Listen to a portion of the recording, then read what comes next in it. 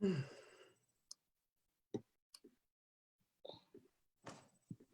is being recorded. Who started, Naesoj or me or you? And I believe we are live. Hi everyone, we're back again, another Thursday with another community conversation, and this time we have a handful of incredible women, incredible educated women on the call with us to talk about how hard it's been not being able to process the loss of our loved ones due to COVID. I've also got our other youth liaison, Alondra, with us. So I'm just gonna ask everybody to introduce themselves, and we can start with Alondra. Hi all, it's Alondra, and I'm Julia Mejia's other youth liaison, and I'm really excited to be a part of this conversation as per usual every Thursday. Thank you. And Miss Bonita. Hi, I'm Professor Bonita Cade, and I teach psychology of loss at Roger Williams University and PTSD and trauma. I'm happy to be here. Thank you so much. And Miss Carita. Hi, I'm Dr. Carita Anderson. I have a group practice in Arlington, and I'm very happy to be here. Thank you. And Miss Hang. Hi everyone, I'm Dr. Hango. I'm a clinical psychologist and a diversity, equity, and inclusion consultant, and I'm based in Somerville. Thank you. And last but not least, Counselor. Yes. Good evening, everyone. I'm Counselor Julia Mejia at large in Boston, and happy to be here with you this evening. And I'll bring it to you, Alondra. Hi everyone. So just to begin right off the bat with the first question, a lot of different people have lost family and friends during COVID, and they haven't been able to, specifically from COVID, families who were hospitalized. And basically the first question is, how do we mentally and emotionally support people who have lost family members to COVID and we're not able to be with them during that loss or be with them at a funeral? And anyone can start. Or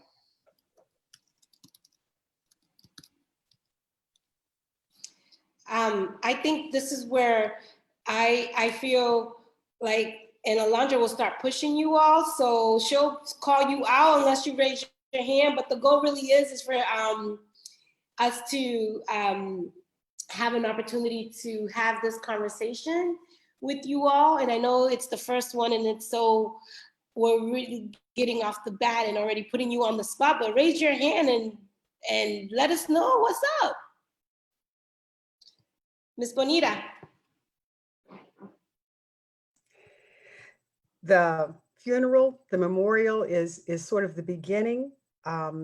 We know that as we go through the process of losing someone and them leaving us, that goes on. So even though we may have missed the event that we would have normally been at, the ability to listen and to talk about who that person was, that goes on.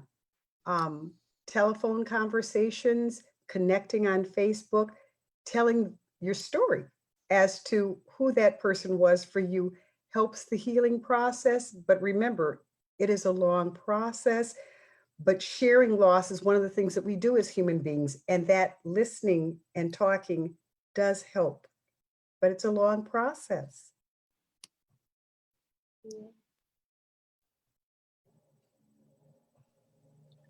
I'd like to hear from others. Carita? Yes, thank you, sorry.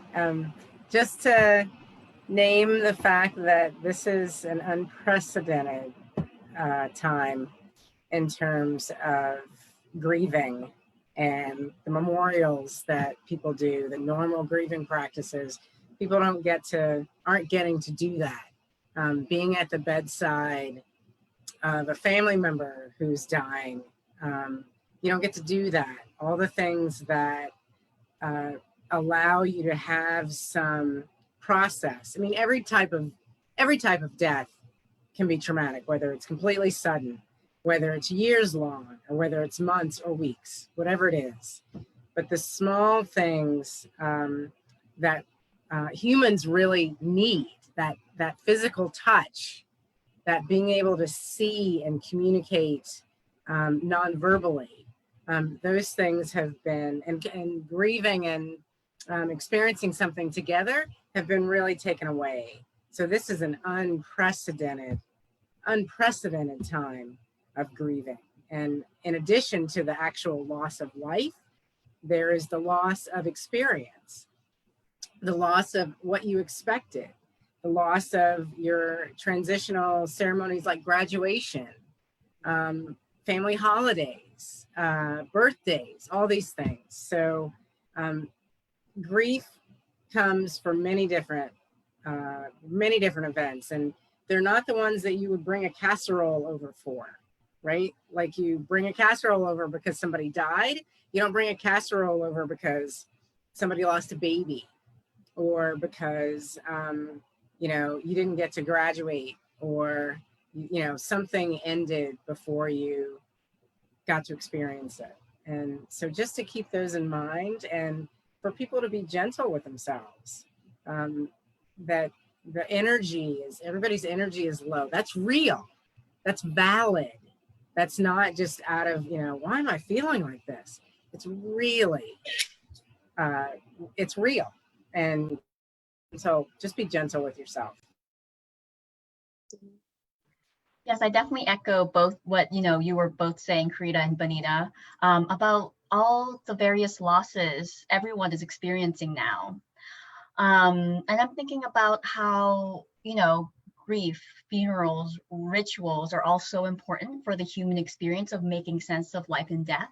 And that's not been accessible for us during this time. And it's required everyone to really think of creative ways to still remain connected, and coming up with even new rituals or new ways of mourning right now. And I also want to validate that people mourn differently and grieve differently, and people have different needs around that. Some people might benefit from talking to other people, like their peers who are also experiencing the loss. And some people might just prefer journaling, right? Some people might prefer talking to an adult they trust, and all of that is okay. We need to make room for all different ways of grieving, and being creative in what we do now, given our circumstances.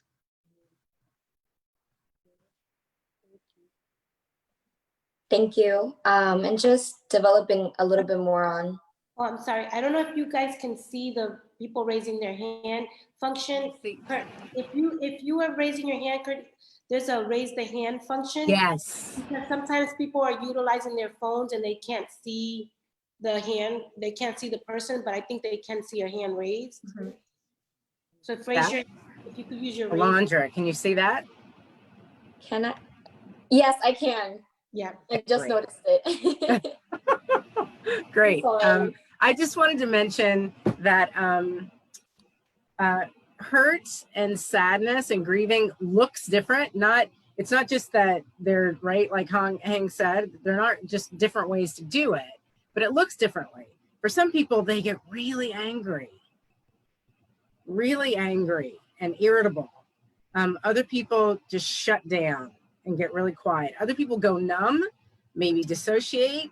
Other people just keep going and like, nope, everything's fine. Nope, what do you mean? No, some people laugh to have the pain dissipate. So it just, whatever way, it's just everybody does it differently, and those are all okay too.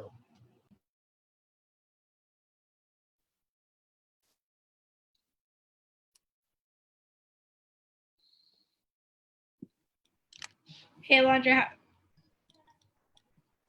Okay, I think Alondra will join us again. But I think we could jump to our next question. Our next question would basically just be, what is grieving, and what does that look like? I know Ms. Carita touched on it and how grieving looks different ways, but in this time, what do you might think the best or most effective way for grieving might be?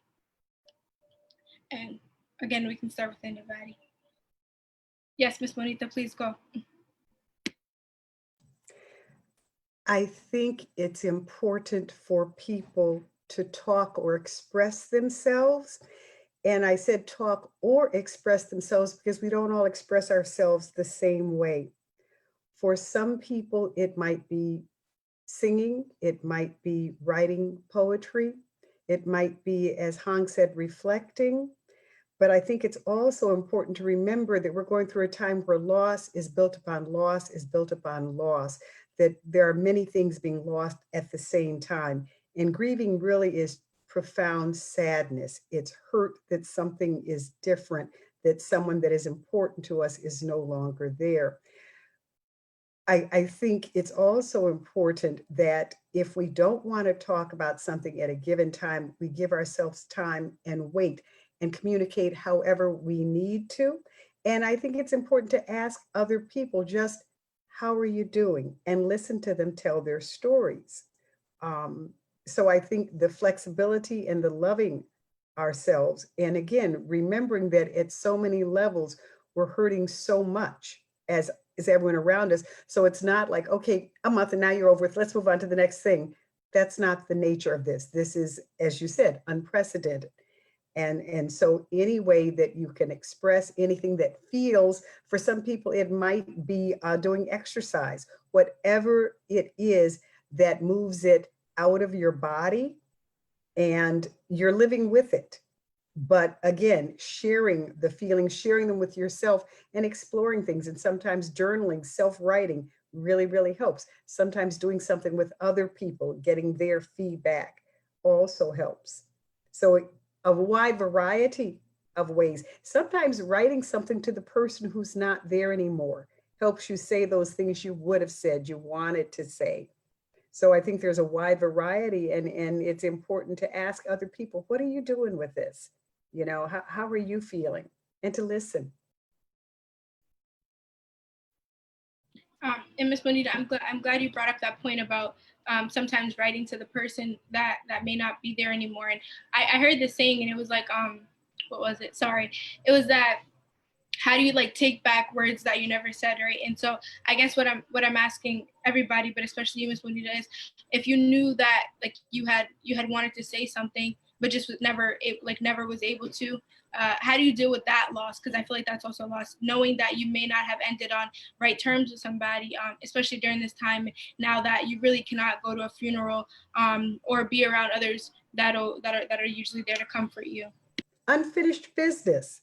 That's unfinished business, and we all have that. And again, you can communicate the unfinished business by communicating it. I think we all have different beliefs as to whether the person is with us in spirit and in a different way, whether or not we take what we know from that person, what we loved about that person forward. There are many ways. When someone dies, the relationship changes. It does not die. It is a different relationship. The person is still playing a profound part in your life. And so it's important to, and this takes time, to come to grips with, who are they now? They're watching over me. How would they feel about this? What would I say were they here physically? They're not here physically, but they're still a profound part of who I am, which means they're still alive. And I think that's something we all have different ways with different relationships, different people in our lives, right? We have different relationships with them and how we carry them forward. But I think it's really important to remember the relationship changes. It doesn't disappear. Anybody that's impacted you is still part of who you are and who you are going forward. And by finding ways for yourself and exploring ways to communicate that, I think that's really important. I think. Yes. Yeah. I love that example of writing the letter to the person who's passed away, because actually I'm ethnically Chinese, and that's actually something we believe in, that we burn things to those who have passed. We burn letters that we write to loved ones who've passed away. We burn paper money. We burn paper iPhones. It's really out of control now. But the idea is that, you know, our own cultural and religious belief systems can actually really help us in the healing process, in the grieving process, and in making sense of, what do I do with all those words I never got to express? So part of it is finding a way to communicate that for you that feels congruent with what you believe in. And the other part is actually self-compassion, forgiving yourself for not saying what you had wanted to say, or maybe ending on bad terms with this person. Really work on that. work on forgiving yourself and being kind on yourself. Because, there are a lot of uncertainties in the world, and us blaming ourselves and being really self-critical really can't help us move forward. So part of the grieving process is actually self-compassion. Yes, I'm like, I'm gonna say, which one of y'all take my health insurance? Because I'm gonna need one of you all in my life right now. I love these conversations because they're so therapeutic, and I think I've been getting, some folks have been texting me and writing on our Facebook that how happy they are that we're having this conversation. So again, thank you so much for being here and so present with us today. Thank you. Sorry, Naesoj, I don't want to disrupt. No problem, counselor. I just wanted to ask all of you, like, I hear a lot about just being around others that may be able to comfort you. So what do we do for those that do not have those support system? How do we comfort them, and how do they help themselves? Yes, Ms. Carita, please. So again, in these unprecedented times, under normal circumstances, one thing I talk with my patients about a lot is that you don't always have to do something, that you can express it, you can articulate it, you can say it. So you don't have to be, although it's always much better to actually be in the presence, physical presence of somebody, really take advantage of the phone and texting and video conference and FaceTime and etc. Reach out to the people that are around you, sometimes even when you don't feel like it. Kind of push past that. And there may be people who are feeling isolated from their family, estranged from their family. I imagine, even if it's somebody in the neighborhood who's familiar, sometimes just walking down the street and seeing the guy that's always behind the counter at the convenience store who says hello. Sometimes just walking by and seeing the same guy who waits for the bus at the same time every day. Some of those things can really give you a sense of normalcy. This is hard. So in those times, sticking to the small things that bring you joy, whether that's listening to music that you like, whether it's reading some poetry, whether it's watching TV, whether it's doodling or exercise. You have to find those things, those self-care things, whether it's taking a nap. You can't always have as much support as you want. I wish that we all could. That's not possible all the time. So you do have, you have all that you need that within you, if you can get quiet enough and, get quiet enough and get in touch with that. And then you always have, everybody's got a different idea of what their higher power is, right? Don't forget about spirituality and nature, those kind of things. I also think that sometimes we forget how important those little things are that connect us to people, because we can be outside with our mask. We can do things to help somebody with their lawn or bring them something and ask people, what do you need? Also, sometimes asking somebody, tell me about so-and-so, or tell me the most fun thing you did. When we retell people the stories of someone that we've lost, not only do we bring them back for us, but we also remind ourselves of the joy. And in describing that to someone else, that is a good story. That's an important story. Other kinds of things that we sometimes forget, let's say you lost a grandparent. Sometimes as people get older, they have difficulty seeing and doing things, reading things to people. I have found that you can read on your phone and simply send somebody the link. That's an amazing thing. Sometimes just hearing somebody's voice, knowing there's another voice to connect with. We have we have, through this time, lost some of our abilities to connect one-on-one with, person to person, but we have so much technology, and sometimes helping somebody who's not comfortable with technology, patiently walking them through the process of how do they get to their email or how do they do this. That sometimes can feel very caring. And sometimes just asking somebody, is there anything I can do for you? What do you need? Just stopping and asking. Sometimes the question in and of itself is comforting. We are, as human beings, the most powerful tools that we have. And just our essence, our being with people, saying, I care, that is powerful and comforting, especially when we know that, again, loss is something that doesn't disappear. It becomes easier to tolerate with time, but it's not a one-shot deal. We never went to memorial services or funerals and walked away and it's all over and it's all done. And now we're back. That's not the nature of the thing. And sometimes we forget that. So sometimes even times later saying, do you ever think about so-and-so? I was thinking about her or him the other day, and I remember this funny thing. The other thing I wanted to say, just so that I don't forget it, when we think about bad things we said to the person or arguments or whatever, I think it's important for us to remember that the value of relationships is that they're full. They have angry moments, quiet moments, loud moments, funny moments. That's what makes them real and not a TV show or a movie. It is the essence that made that real and rich and wonderful. And so we need to embrace all that the person was and all the parts of the relationship that we had with them. And sometimes remembering times, I got so angry when he this, that, and the other thing. Sometimes remembering that also helps us move forward with the reality of who that person was in our life and honoring that person. Does that make sense? Okay. Yes.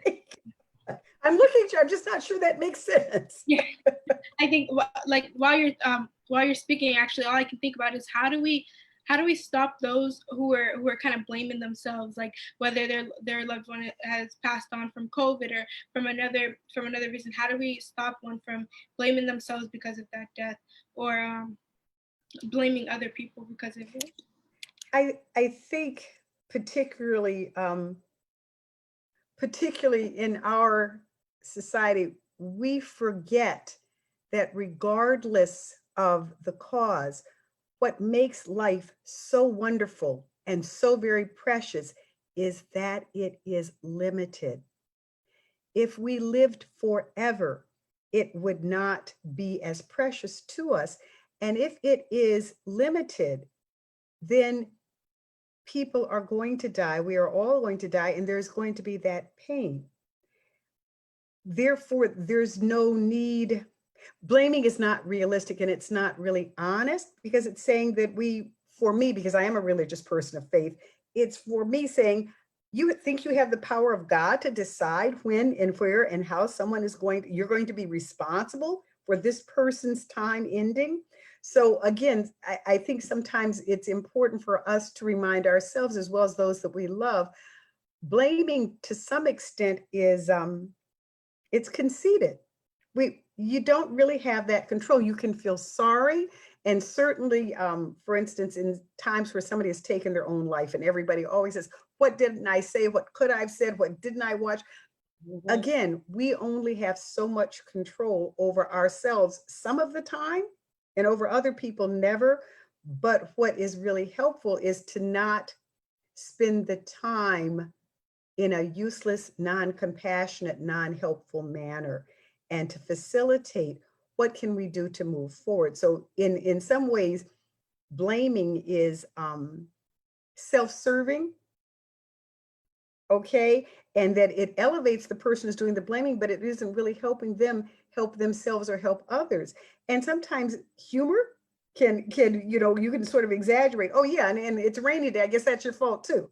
Oh yeah, and this happened, and I guess that's your fault too. Sometimes reminding people how very seriously they're taking themselves and not taking reality helps with that too.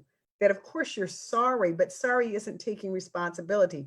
Blaming is a way of taking responsibility when you really didn't have any. You don't have that power. And so sometimes we need, and our friends sometimes need to remind us, that, no, you weren't real in control. Thank you. Ms. Hang, Ms. Carita, did you want to jump in on there? Yeah, go ahead.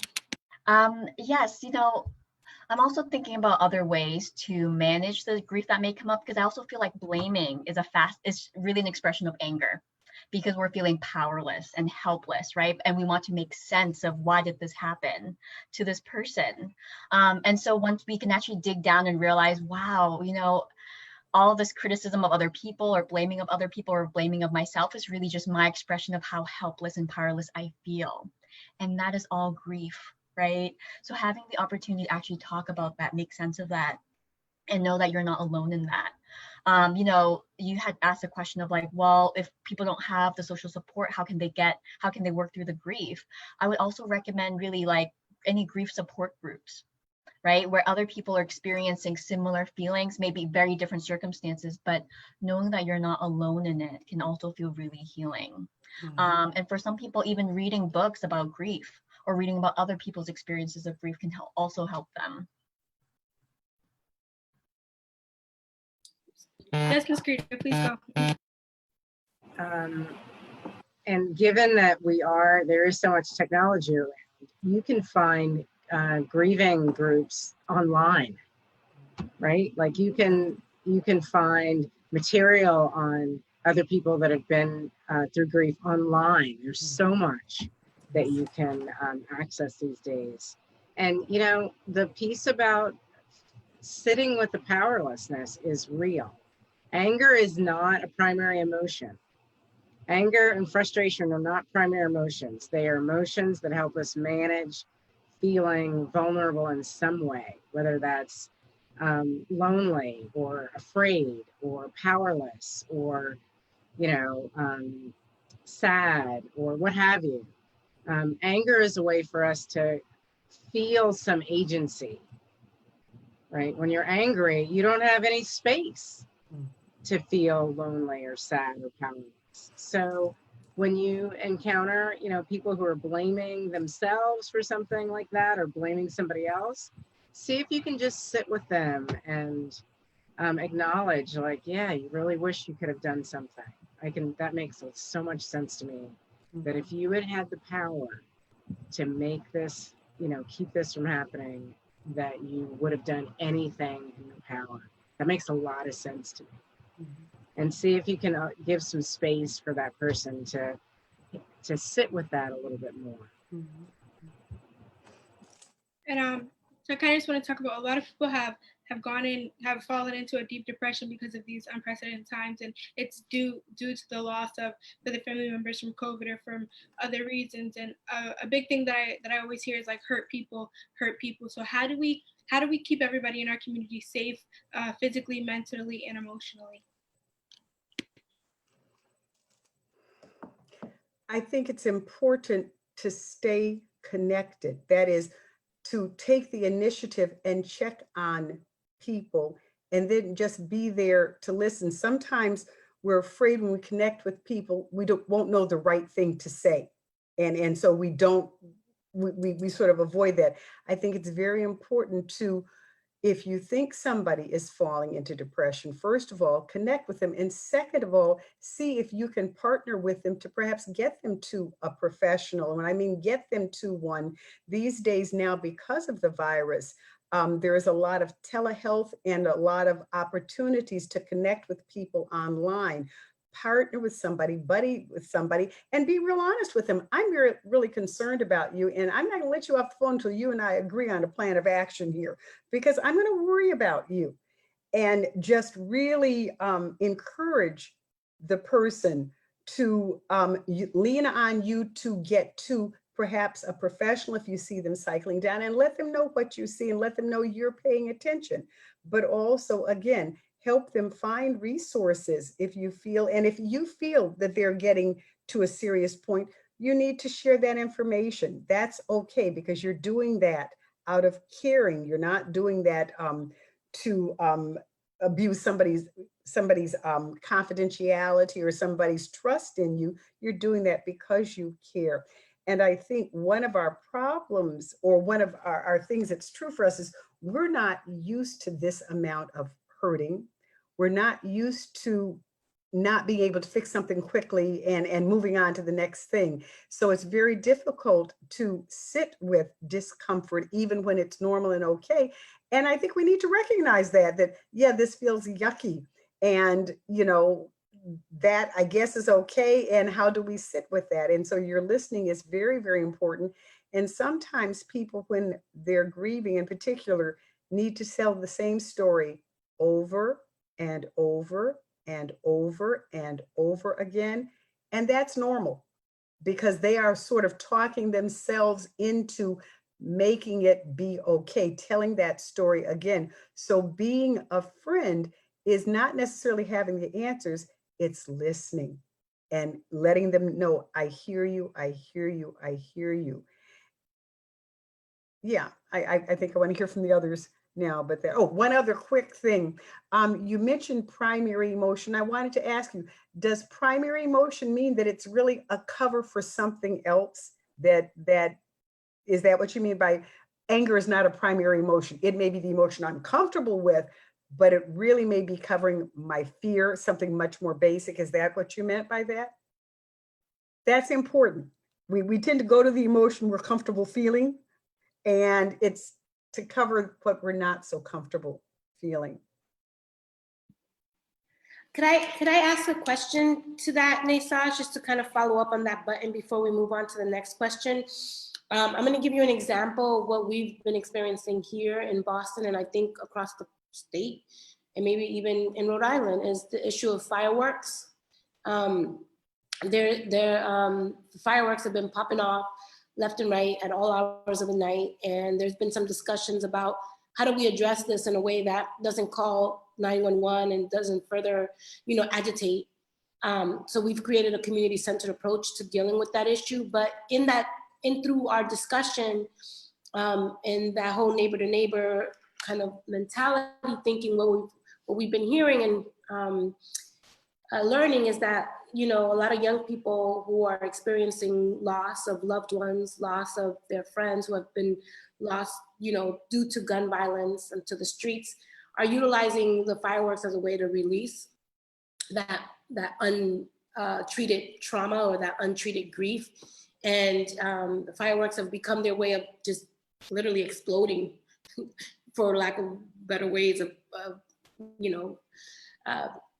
articulating that. But I'm just curious in terms of just kind of like, what do you all think about that as a way to release that anger, or that way to release that grief?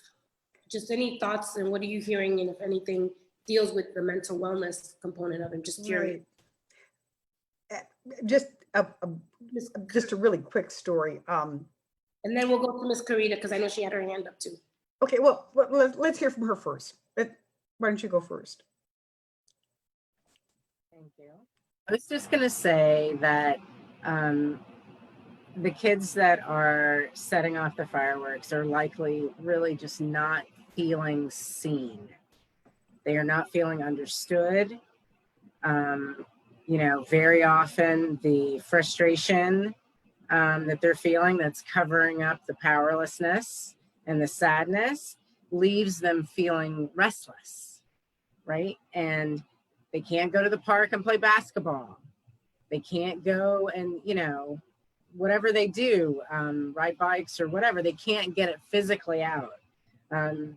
So, as the city opens up a little bit more and bigger groups can get together of like 10 or so, I mean, it might be great for people in the neighborhood, for adults in the neighborhood, to organize small groups of like, have some athletic contests, right? Like who, have some foot races, have some like, all right, who can do the most push-ups with like,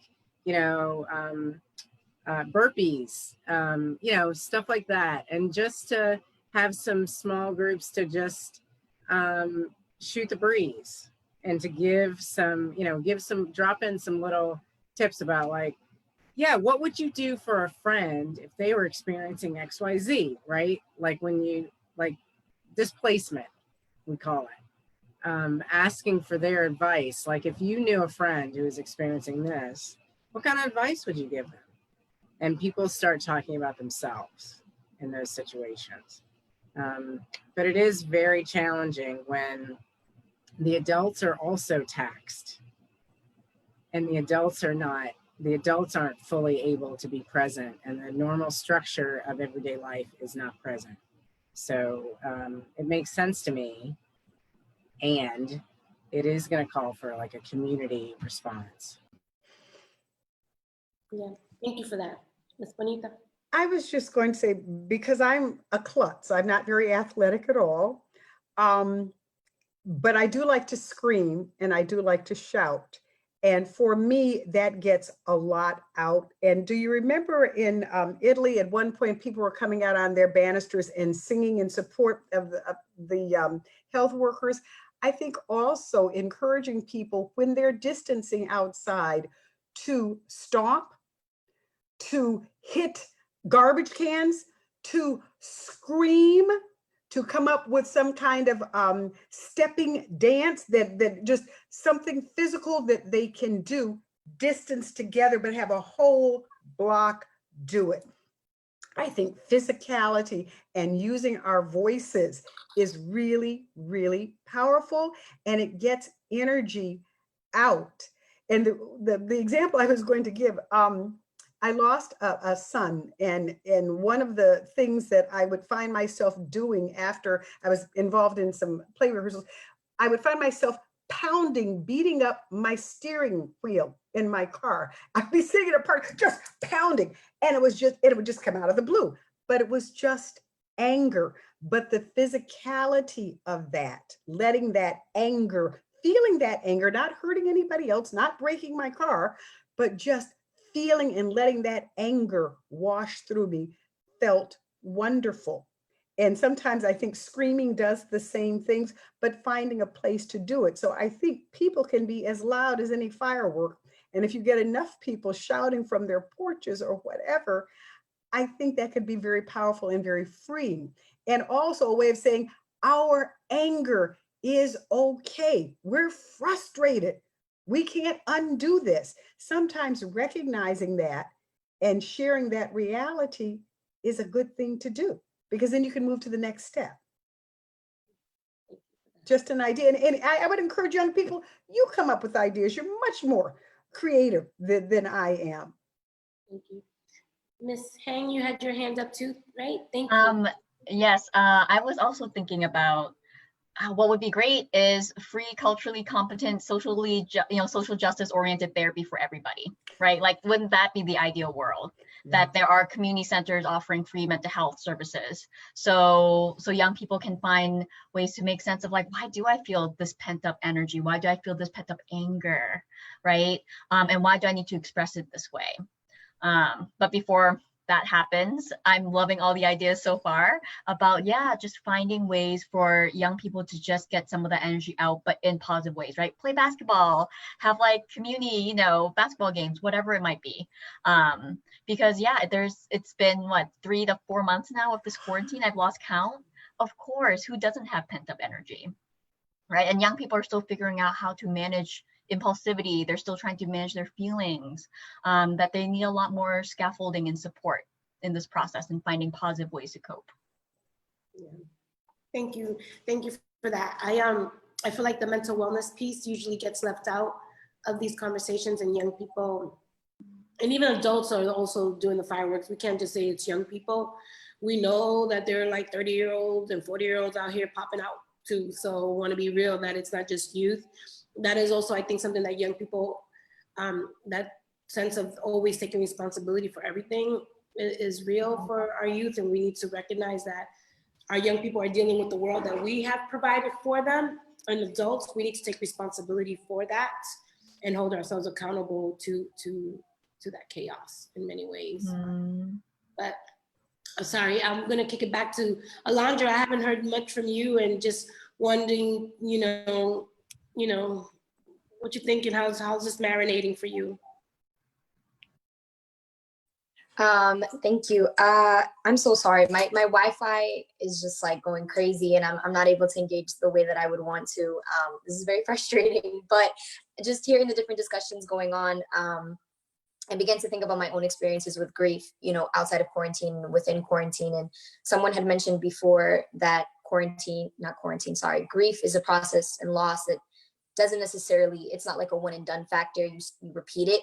And I definitely know that during this quarantine, I have, you know, repeated my own wave of grief with the people I've lost, and the fact that I've also lost a lot of people this year.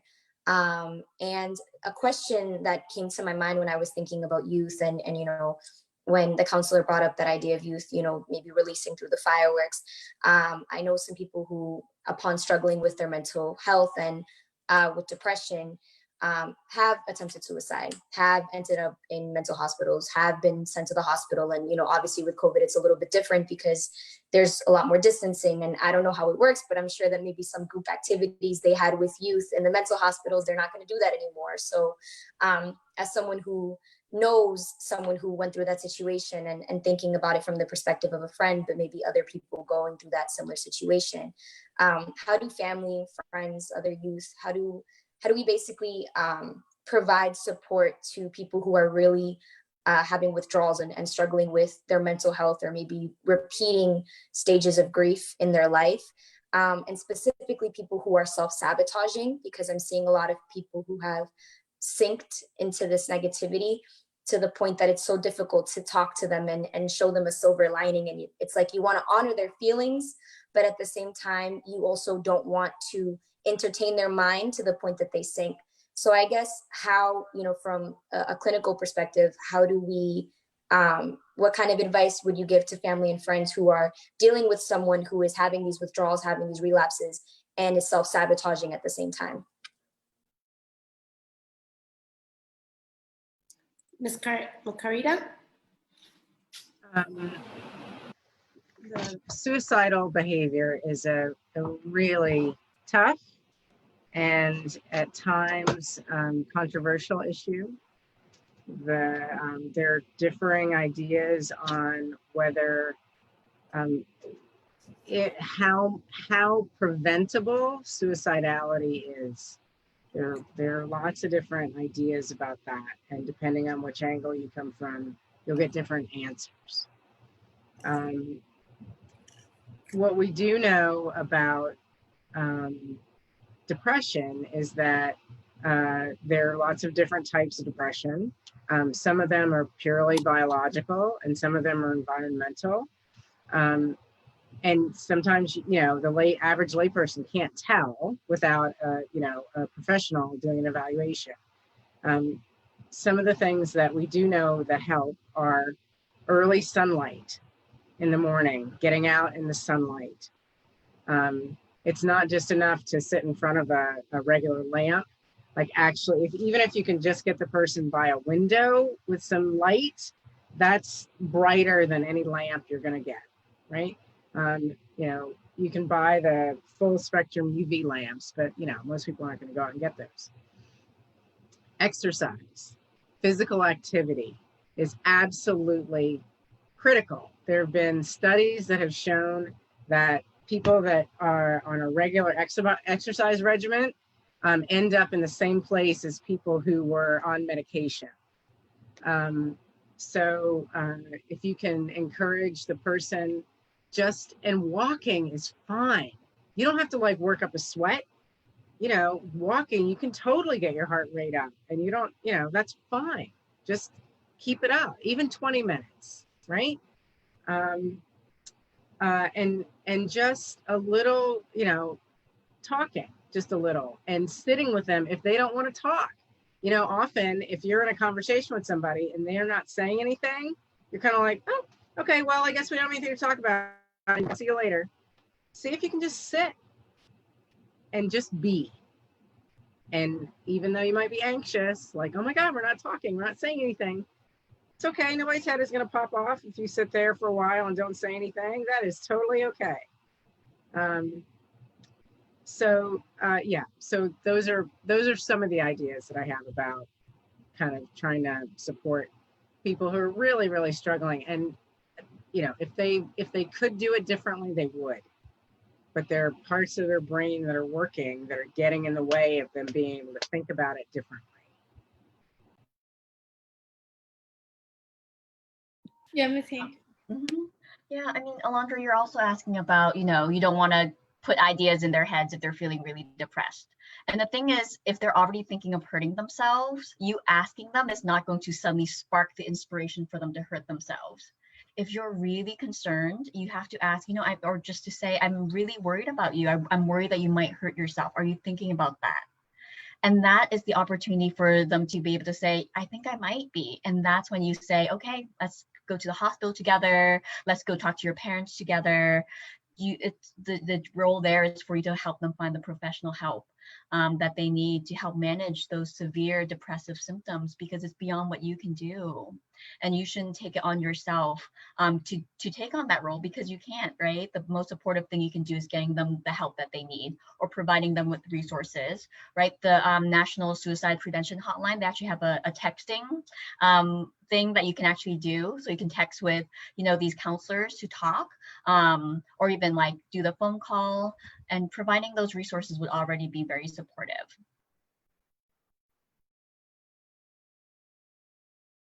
I think I'm really glad Alondra asked that question, because I think a follow-up question to that would kind of be like, what do we do for those who were kind of coming out of that depression and coming out of the space where they wanted to hurt themselves before quarantine, and then kind of got put back in that space during quarantine? Now, what does post-quarantine look like?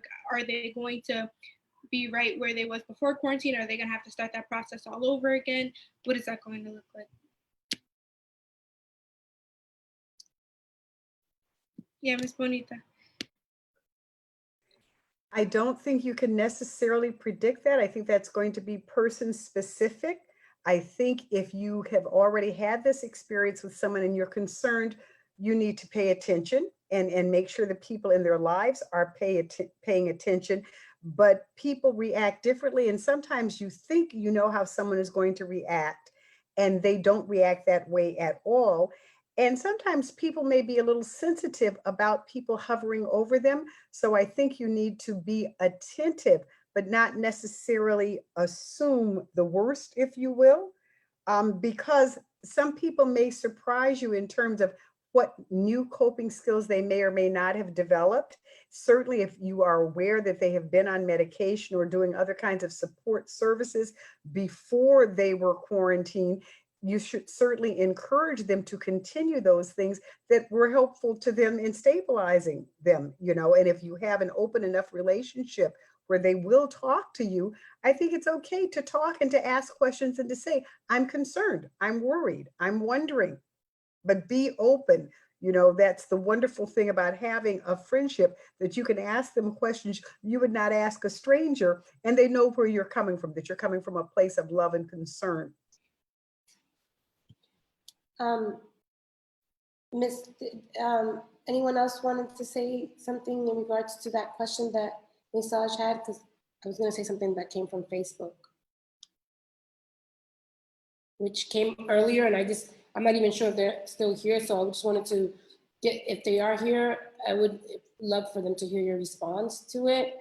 And if they're not here, well, sorry, I just caught it. But this is from Joseph. He says, it's easier said than done with grieving. We have hospitals like Brigham and Women's going to court to get DNRs, do not resuscitate orders, against known wishes of the patient, just because he or she is on a Medicare or Black American and elder. Hospital administrators do go into probate and family court on Friday afternoons and obtain DNRs against family wishes, especially for the elderly Black American patients and lower to middle class families. And I don't know what we were talking about that made him say this, but I'm just curious, because we're talking about suicide and because we're talking about the intervention, just wondering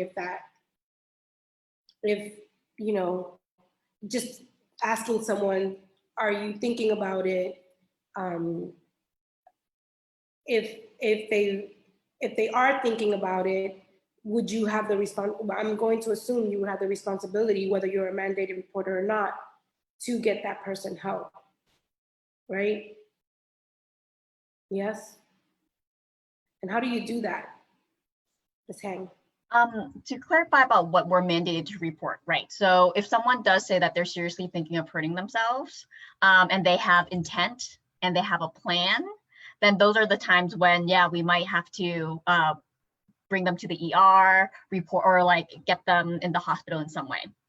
But I actually see plenty of clients who have some thoughts of hurting themselves, but maybe no plan and no intent, in which case then we have a safety plan in place, and think about, okay, well, how can we monitor that? How can we keep you safe? What family members can also be involved in your safety planning? I'm not sure if that person's asking about that. Yeah, I'm not either. It sounds like that person is actually talking about the larger issue of health disparities in America based on race and social class, which is a whole different issue, unfortunately. And the system is, I mean, from the tests that physicians use to evaluate health, health measures for people, the results and how they read the results are different. And the treatment plans that come from the test results are different based on race. It's a huge issue, and it is absolutely real. And I'm not sure how to address it other than I have been hearing and reading and learning about that right now in this particular point in time, people are paying more attention. It's being written about it more in journals and in newspapers, and that people in studies where race is controlled for, right? So it's like race is not considered a factor. Age, blah, blah, blah, blah, blah. All these things are not considered a factor. People are going back and looking at that data and saying like, oh, actually, race was a factor. And I shouldn't have controlled for race, because race is actually one of those influencing pieces that influence the outcome of the people in the study. So this issue of health disparities is just, it leaves me feeling helpless and alternately incandescently angry.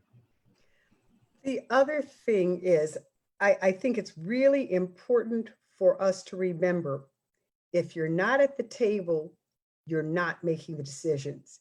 If you're not involved in the research, you are not stopping the bias, especially for young people. You are the wave of the future. It is important for you to get your educations and go into whatever area you feel there needs to be a change, because you are the change that's going to happen. Other people are not going to do it. The concern is not going to be there, but you have that concern, which means that you need to be committed to doing everything you can to get at whatever side of the table, at whatever table you need to be at. Some people will do it through politics. Some people will do it through social work. Some people will do it through research. Some people will do it through going to medical school. Whatever your gifts are, whatever your talents are, get to the table. And that starts right now, and it starts with your level of commitment. Journalism. Things don't change until the people who are being hurt change them. The people who are not being hurt are not going to change them. And you can be as angry as you want. It's not as important as being angry at the table. And I just cannot stress that enough. I say that as a lawyer. I say that as a psychologist. I say that as a researcher. It is crucial for us to get at the table. We have, and then I'll come off my soapbox. We have too often taken the roles that other people want us to take because it's entertaining for them and they make money off us. That doesn't get us to the table. We need to get to the table in a decisive and deciding manner, like the councilwoman, okay? Yeah, that's right. Not simply making photo ops. Be at the table where the decisions are being made. You may not get the claps and the cheers, but you will do something that counts. And that is the only way. A protest is wonderful, but it's temporary. Being at the table stays. because that's how those decisions need to be made and need to be followed up on. I'm off my soapbox. I would also like to add that we as professionals, as psychologists, we need to be at the table too, and we also have to be accountable, right? I mean, I'm just thinking about the lack of diversity in like the psychological associations. They've been totally just headed by white men, cis, heterosexual white men for who knows how long, that we also have the responsibility to show up to also influence policy. So yeah, thanks for being on that soapbox, Bonita. I'm with you there. Remember Jessica Henderson Daniel, past president of APA. Yes. Norman Anderson, past president of APA. Rosie. There was a Kenneth and Mamie Clark had, right? Exactly. So they're inroads. Yes. And we have to keep reaching out and supporting and being the change that we want to see. That's right. And right? you young people are part of the change. You're seeing things. I can't say that enough. You all are in the position, but you have to decide that now and make your time count. Move towards that. Even if you don't know exactly what role you're going to play, doesn't matter. Whatever you play will be effective because you're you and you've seen things and you know what you know. Now put some power behind it and be committed. Move forward. Great. I want to thank you. Oh, sorry for that noise. Thank you guys for bringing that up. And I kind of was saying, how do we get those people that are that want to be at the table but don't know how to be at the table, or that want to be at the table but it doesn't appear as cool to them, or they don't really know, they don't want to do it, like, because that's not what other people are expecting them to do. How do we get those people to come?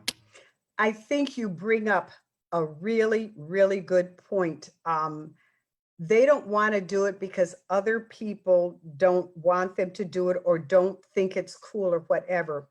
One of the things, and for some of us, our spirituality helps us because that's what defines who we are.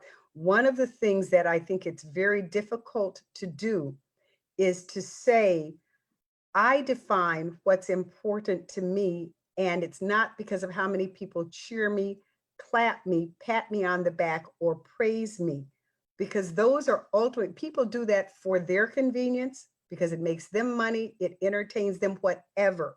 They don't do it. As a matter of fact, sometimes I think people do that to make sure you don't get at the table. It's important that we support each other, that we support one another, that you all support each other in doing this stuff that isn't glitzy, that isn't pretty, that may not be popular, because you have to keep the long vision there. And that's real support and real courage. And that's going to be hard. It's very hard not to do what everybody praises you for. But understand that is part of the myth that has worked against us. And I think especially those of you, and I know most of the people listening are quite bright. Look beyond the veneer. Challenge yourself. Challenge each other. Is this real? Educate each other. Educate yourselves. There have been so many writers of color, writers of all colors that have been talking about this. Start some reading groups. Challenge yourselves to say, what were they saying? What was that about? How real is that now? How has that changed now? You have the tools, and you're not necessarily dependent on your schools to give you more. That's a start, but you can reach way beyond what they're teaching you. I see you're over there grinning, Carita. Why would you add? And I see you're smirking, Wang. Please go ahead and add to the soapbox. Oh my God, I'm like my soapbox. I'm so ready. Listen, what I want you guys to know, a couple of things. When somebody says something mean to you, or puts you down, or treats you poorly, that says so much more about them than it says anything about you. People who treat other people poorly are doing it because they don't feel good about themselves. And we can start with capitalism and why Black people were brought here in the first place, to make money. And the whole point of capitalism is to make more money to increase your worth. And if you keep feeling that your worth is dependent on what you do rather than who you are, you will continue to be left to the whims of the people around you who do not have your interest in mind. So first and foremost, you need to know that you are enough. What you are is enough. What you do is enough. What you have is enough. And when you know that you are enough, you don't need to react to other people. Protect yourself, yes. Stand up for yourself, yes. But you don't need to put anybody else down. You don't need to compare yourself to anybody else. You've got your own motivation to like keep going. And I think I think you also need to be at some level of distrust and questioning. Did you know that the railroad was built by Chinese immigrants whose work was utilized, and they were allowed many to die while they were making the railroads and froze? That this country was built on slaughtering indigenous people. People will use you, but that's not necessarily to your benefit. So when people act threatened or try to put you down, it's a way of doing that, pushing you down, taking down the threat. It is really important that we define ourselves, both as individuals and as groups. And if you're feeling, gee, I'm exhausted, I'm really fighting, you're probably doing the right thing. That's a message, because if you weren't being fought, that means you're not a threat. Do that, that's okay. So again, support one another, support oneself, self-compassion, and self-compassion for everyone. There is no, we will either all make this together or we won't make it at all. So it's not just Blacks, not just Asian Americans, not just Native Americans, not just transgender. We must all hang together because we all have a right to be and to self-define. And that's our strength and that's our beauty, that we are all different and we have wonderful things to give. And some of us have some weaknesses that are pretty awful too, but that's okay. We got some strengths too. But that's really, and we need to encourage our friends about that and help see the beauty in them. Oh, I also would like to add that you also have to be brave, right? You have to put yourself out there. And even if you fail, you showing up is already huge, right? I mean, we have a counselor here who's a woman of color, right? All the research about people running for office is women don't run because they don't think that they can win. But actually, when they do run, they have the same rate of winning as men. But women are socialized to not believe that we're electable. I mean, look at what happened with Elizabeth Warren, right? And the rhetoric around that. So much of everything that's been said so far in terms of knowing your own worth and not being defined by systemic oppression and how you're viewed based on stereotypes on your race or your gender. It's really about being brave, being scared, but doing it anyway. And then learning from failure and recognizing that's actually not failure, right? Because, you being brave is already such a success. Could I say something to, I know we have had multiple conversations, and I know we brought you in here under the guise of grief and loss, and I just love where this conversation has brought us to. And I can't help to think about the loss that sometimes we feel when we are letting go of things that are no longer good to us or for us. When we sometimes leave ourselves at the door because we are afraid that if we bring all of who we are into a space that we will not be embraced as we are. So the sense of loss that we feel in walking into spaces. And I know that for me, as a woman of color who is rough around the edges and unapologetic about how I show up, I struggle oftentimes with the loss of, understanding that I can't mince my words so that other people can always feel comfortable, but I struggle with that. notion, and I hold on to all of who I am because I don't want to lose myself. So if we could just talk a little bit about the loss, the hypothetical loss and the real loss that women and people of color and people who have experienced oppression, what that loss is when all of who you are is not welcomed. And that's profound. Yeah. And I'm going to do in reverse order. I'm going to start with Ms. Carita, if you can first kind of unpack that a little bit. Sure. The first thing that comes to mind is that everybody's trying to get through the day feeling okay about themselves. And that looks a lot of different ways. Sometimes when you have a person of color or a person with disabilities or a transgender person or somebody who feels different in some way, coming into a situation where they may be the only one or one of few. Very often they find themselves fitting in to try to be accepted, right? To try to not cause any waves, to try to not make any noise, right? You know, for a while, depending on how old you are, depending on how long you've been in that field, depending on your seniority, it might be okay for a little while. But recognize why you're doing it. And also recognize that there's a cost to that,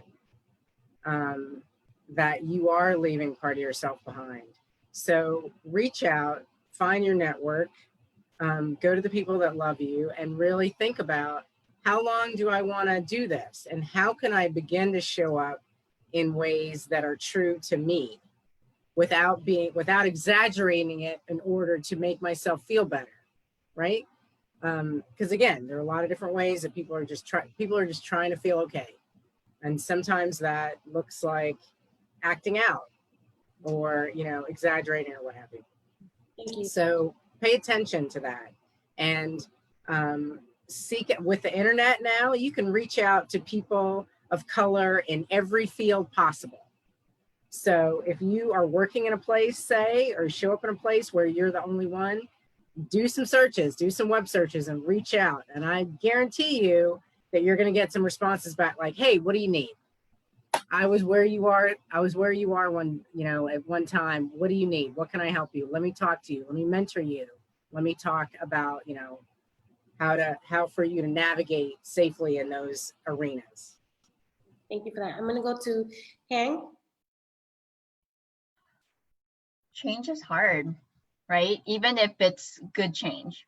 But a lot of people can't let go of what they think they were or who they think they were because they're so afraid that this would mean losing who they are, losing their connections, losing their communities. Something I reflect on is actually something I saw in a teabag tag quote. It was, know when it's time to grow and when it's time to go. Ooh. You know, yeah, with like the best quote ever. Say that again. Know when it's time to grow and when it's time to go. Yes. If it's not helping you grow, if it's not serving you anymore, then maybe it's time to go. And going and growing can be painful. I mean, why else do we call them growing pains, right? Because it's painful to change because we also have to face so much uncertainty. We don't know how it's going to pan out, but you have to trust your gut around when you know something is no longer serving you. And once again, this goes back to courage.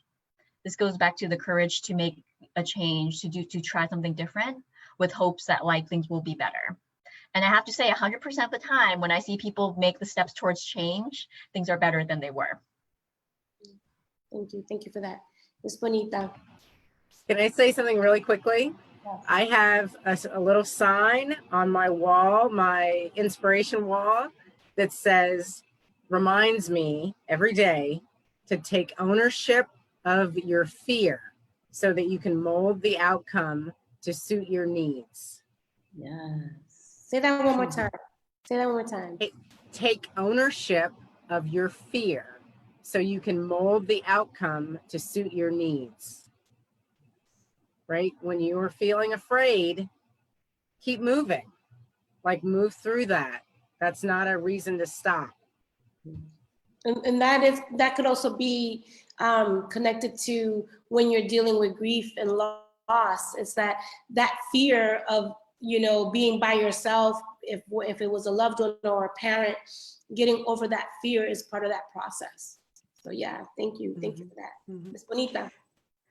I guess the other part of that whole loss and being yourself and not necessarily having that affirmed, part of that loss for me has also been the loss of the belief that I have in other people and their goodness and their ability to affirm. People have sometimes surprised me by their response to me being frank, being honest, being genuinely myself.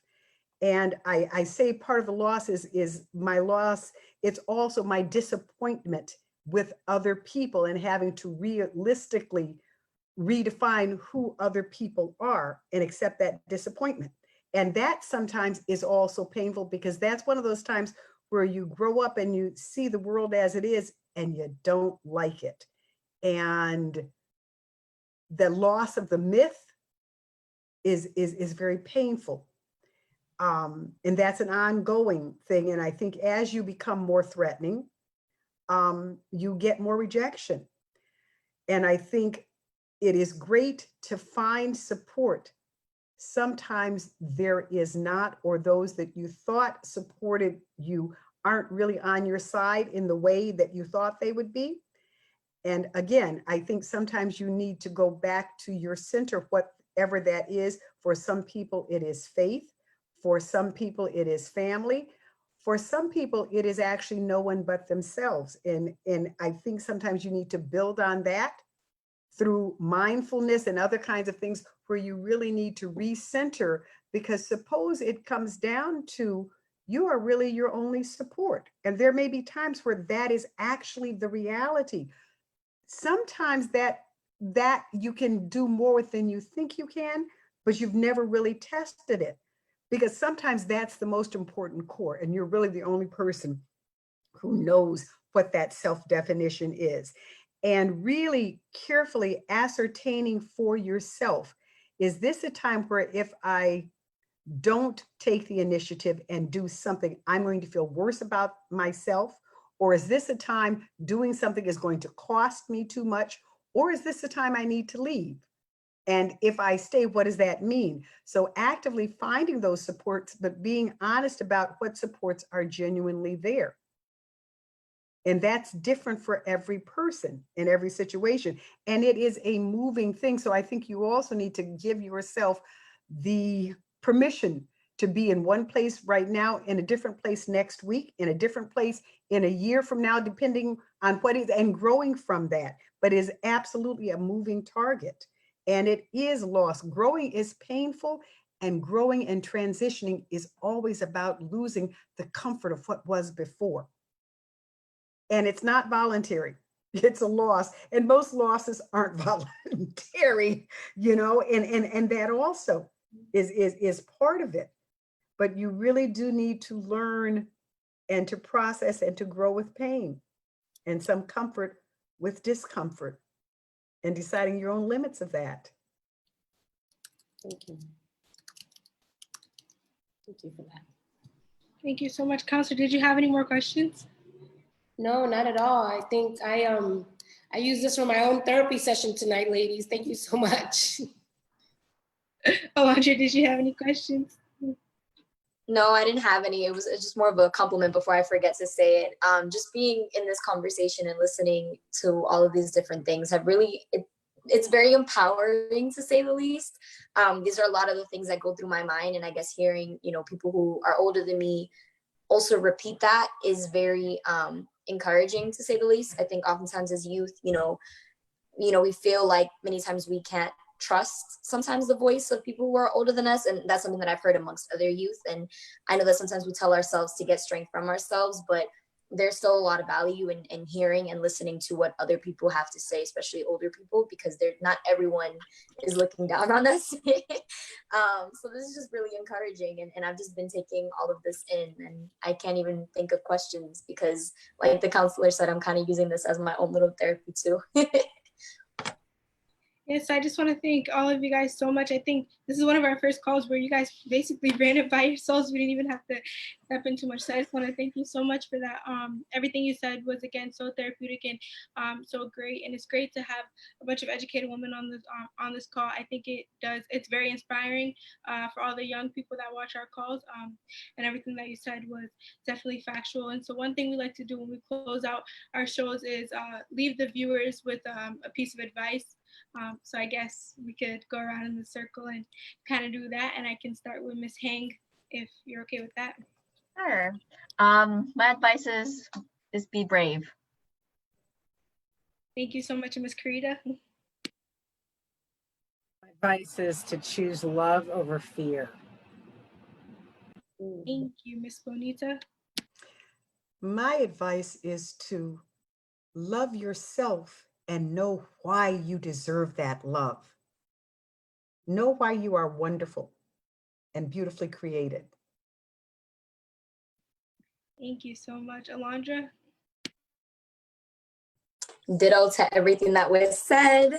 And just always to make sure that you surround yourself with people who strengthen and empower you as much as you can. And that if you don't have anyone, to find that space within yourself to be that person for yourself.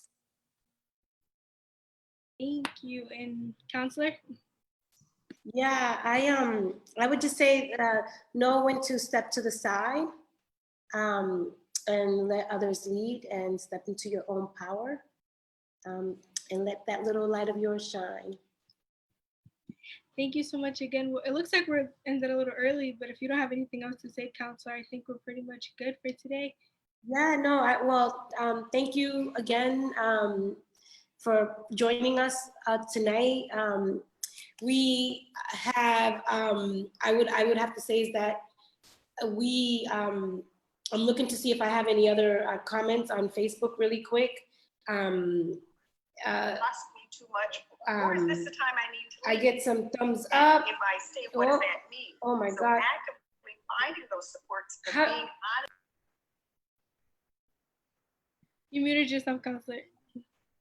I muted myself because I was trying to find the comments. So you also need to give Okay, so the permission to be in one place right now. There's some comments here, but I can't read them because on what is and from that. Naesoj, is there any comments that you can get from Facebook Live? Oh my God, I don't know what happened to my Facebook page, but Brady, help! Brady! Somebody help Brady. me. I'm having a technical spasm here, but whatever. I think there were some comments on Facebook about you all.